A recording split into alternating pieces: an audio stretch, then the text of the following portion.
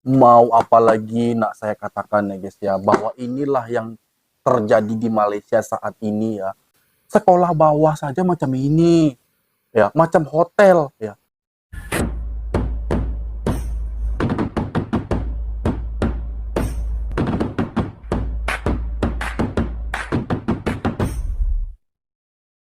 Assalamualaikum warahmatullahi wabarakatuh. Halo guys, halo teman-teman semua di sana. Apa kabar? Kali ini berjumpa lagi bersama saya dan tentunya doa yang baik-baik dari saya untuk kita semua. Semoga dalam keadaan sehat senantiasa jasmani juga rohaninya.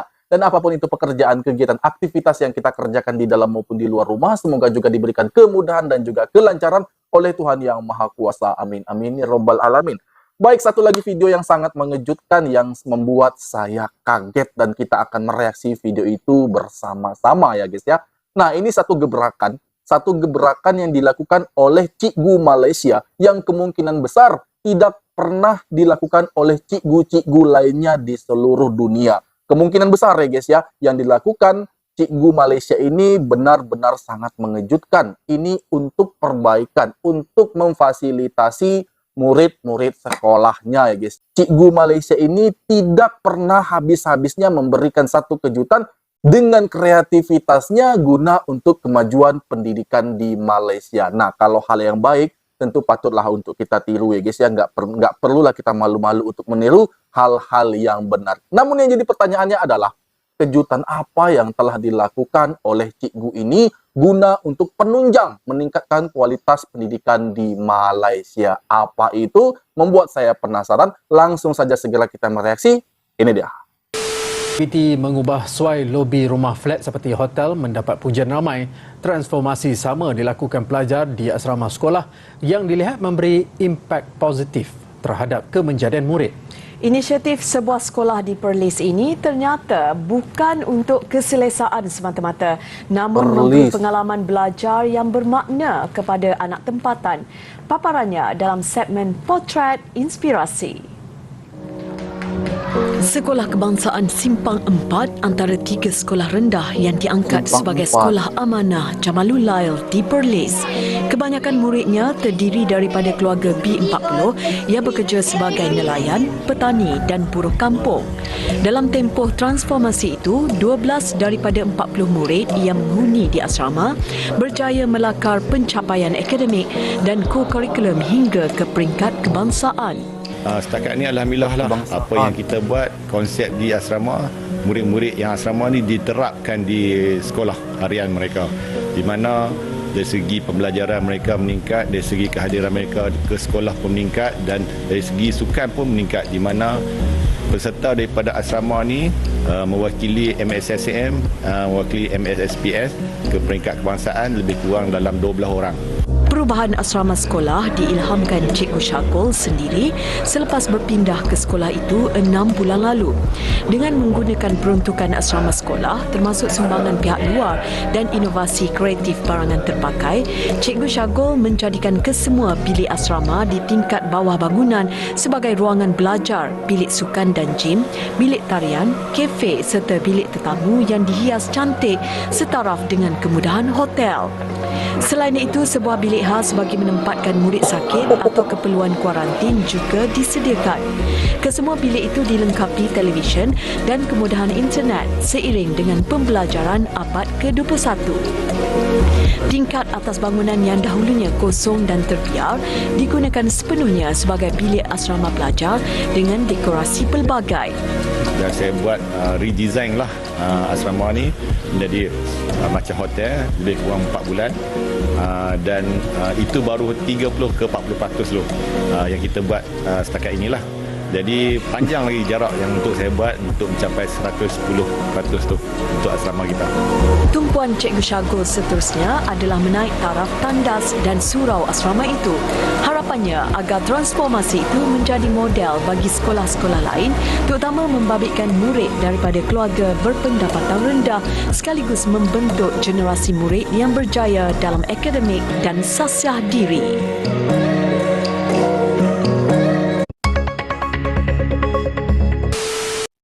Mau apa lagi nak saya katakan ya guys ya, bahwa inilah yang terjadi di Malaysia saat ini ya. kalau kita lihat kreativitas mereka itu nggak ada habis-habisnya.